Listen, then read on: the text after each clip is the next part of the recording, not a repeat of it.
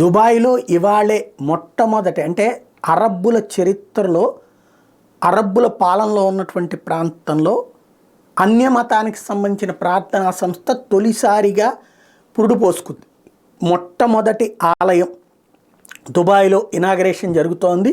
నరేంద్ర మోడీ దాన్ని ప్రారంభిస్తున్నారు. అయితే ఈ లోపుగా ముందు రోజునే వెళ్ళినటువంటి మోడీ అక్కడ ఘనస్వాగతం లభించింది. మోడీకి యునైటెడ్ అరబ్ ఎమిరేట్స్లో 2 రోజుల పర్యటన మిత్రం ప్రధాని మోడీ మంగళవారం రాజధాని నగరమైన అబుదాబికి చేరుకుంటే విమానాశ్రయంలో స్వయంగా దేశ అధ్యక్షుడు షేక్ మహమ్మద్ బిన్ జాయద్ అల్ సహ్యాద్ స్వయంగా మోడీకి స్వాగతం పలికి ఆలింగనం చేసుకున్నారు.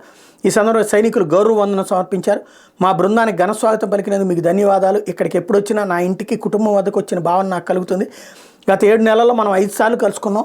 నేడు ఇండియా దుబాయ్ నడుమ ప్రతి రంగంలోనూ పరస్పర భాగస్వామ్యం ఉందంటూ దుబాయ్ అధ్యక్షుడితో జరిగిన భేటీలో మోడీ తన సంతోషాన్ని వ్యక్తం చేశారు.